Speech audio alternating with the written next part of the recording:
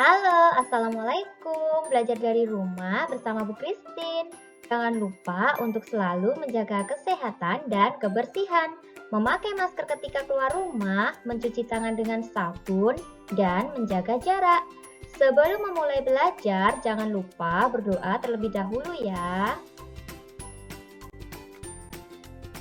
Pada hari ini kita akan belajar tema 3 peduli terhadap makhluk hidup, subtema 1 hewan dan tumbuhan di lingkungan rumahku, pembelajaran 2.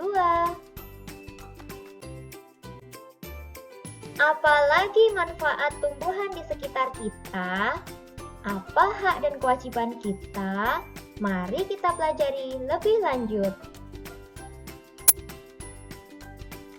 Sebelumnya, kamu sudah belajar tentang tanaman padi. Betapa banyak manfaat padi. Sebagian besar orang Indonesia menjadikan nasi sebagai makanan utama. Begitu juga Beni. Beni makan nasi sebagai makanan pokoknya. Nah, anak-anak, di sini ada poster yang isinya bijak menggunakan, merawat, memperindah. Setiap hari, Beni, adik, dan kedua orang tuanya selalu makan malam bersama. Di keluarga Beni, semua orang diberi kesempatan untuk mengambil nasi sendiri. Ibu Beni selalu berpesan ambil secukupnya. Adik Beni sering tidak menghabiskan nasinya. Alasannya karena ia sudah kenyang. Seringkali ibu mengingatkannya. Namun, adik Beni belum juga mau menghabiskannya. Berbeda dengan adiknya, Beni selalu menghabiskan makanannya. Dia selalu mengambil secukupnya. Apa yang dilakukan adik Beni terhadap makanannya? Jelaskan alasanmu. Yang dilakukan adik Beni adalah makanan yang diambil adik Beni selalu tidak dihabiskan. Apa yang dilakukan Beni terhadap makanannya? Jelaskan alasanmu. Beni selalu menghabiskan makanannya karena dia mengambil nasi secukupnya saja ketika makan. Manakah yang menurutmu telah bersikap bijak terhadap makanan? Beni atau adiknya? Jelaskan alasanmu. Nah, anak-anak, sikap Beni tadi lebih bijak dibanding adiknya ya, karena Beni tidak menyia-nyiakan makanan dan selalu mengambil secukupnya saja ketika makan. Ketika adik Beni membuang makanan, siapa saja yang dia rugikan? Jelaskan alasanmu. Tentunya ayah dan ibu akan merasa dirugikan ya anak-anak. Mereka telah berusaha mencari dan menyediakan makanan. Selain itu, orang di sekitar yang tidak mampu juga ikut dirugikan. Mereka susah untuk mencari makan, namun yang bisa makan justru membuang-buang makanannya. Petani juga akan dirugikan. Mereka susah payah menanam padi dan merubahnya menjadi beras. Namun bukannya dimakan, malah dibuang. Ketika adik Beni makan malam, apakah dia sudah mendapatkan haknya? Jelaskan alasanmu. Tadi adik Beni sudah mendapatkan haknya ya, yaitu hak memperoleh makanan dan makan bersama keluarganya. Ketika adik Beni membuang makanannya, apakah dia sudah melaksanakan kewajibannya? Jelaskan alasanmu. Adik Beni belum melaksanakan kewajibannya ya. Memang tadi adik Beni sudah mendapatkan haknya yaitu memperoleh makanan, sementara kewajibannya untuk menghabiskan makanan belum dilaksanakan. Ketika Beni menghabiskan makanannya, apakah dia sudah melaksanakan kewajibannya? Jelaskan alasanmu. Sudah ya anak-anak? Ketika Beni menghabiskan makanannya, itu berarti dia telah melaksanakan kewajibannya. Kita tidak boleh menyia-nyiakan makanan. Kita juga harus bijak memanfaatkan makanan. Tanaman mempunyai banyak manfaat untuk manusia. Selain untuk makanan, tanaman juga menghasilkan oksigen. Kita berhak menikmati manfaat dari tanaman, namun kita juga wajib untuk bijak menggunakannya. Salah satu cara bijak dalam menikmati manfaat dari tanaman adalah dengan tidak membuang-buang makanan. Bayangkan kalau semua orang seperti adik Benny, berapa banyak nasi yang terbuang sia-sia setiap hari? Berapa banyak sumber daya alam dan energi yang terbuang setiap hari? Bagaimana dengan kamu? Sudahkah kamu memanfaatkan makananmu dengan baik? Berpikirlah sebelum kamu membuangnya. Proses pertumbuhan padi hingga menjadi nasi itu sangat panjang. Hari pertama, sawah dibajak. Hari ke-21 sampai ke-30 padi ditanam. Hari ke-100 padi mulai berbiji. Pada hari ke-120 padi dipanen. Hari ke-122 padi diambil dari sawah. Kemudian pada hari ke-130 padi dijemur dan digiling. Pada hari ke-132 biji padi siap jadi beras. Kemudian nasi baru siap dimakan. Nah, sekarang mari kita amati gambar berikut ini. Apa yang dilakukan orang pada gambar tersebut? Nah, kalian perhatikan gambarnya ya anak-anak. Pada gambar A itu ada orang yang menebang pohon.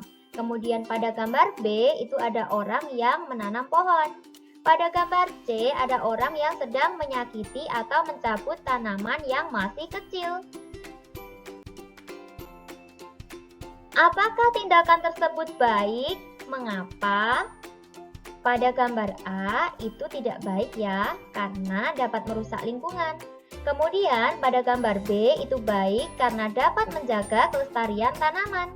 Pada gambar C itu tidak baik karena dapat merusak tanaman.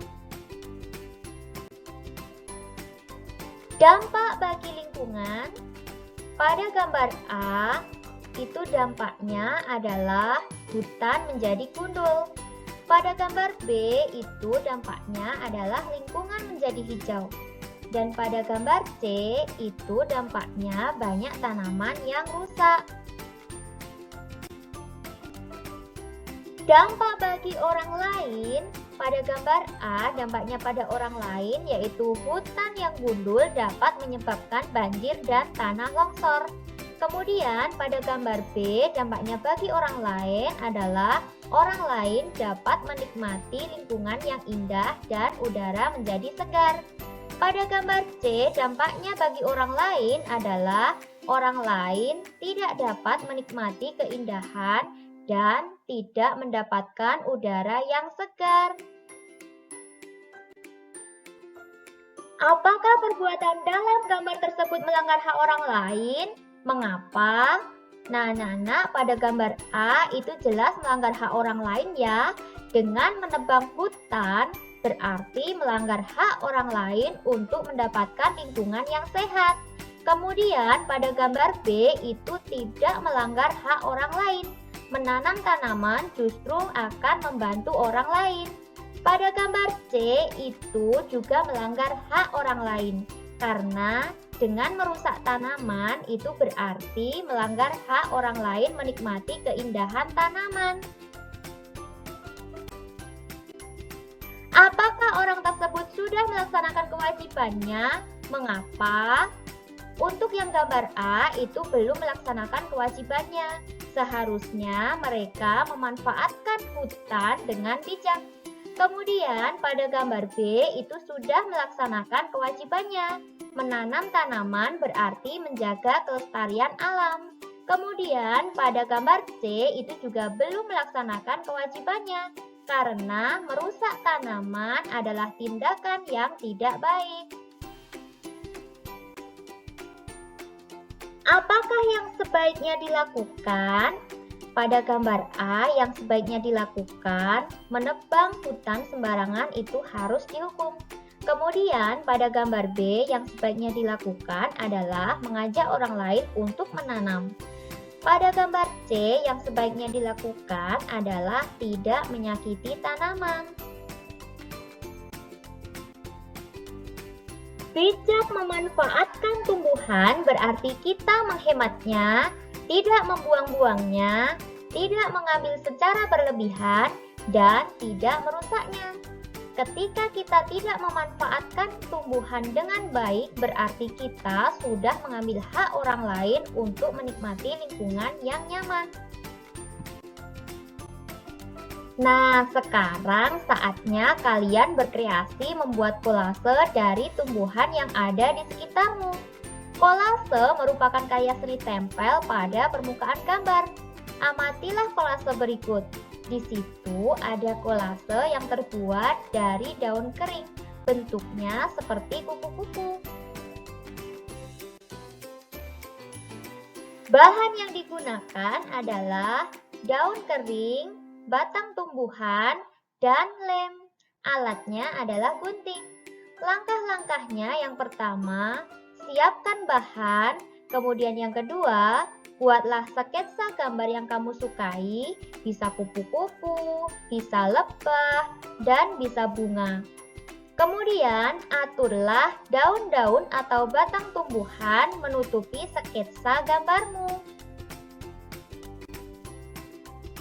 Selanjutnya, perhatikan ukuran, perpaduan warna, dan bentuknya.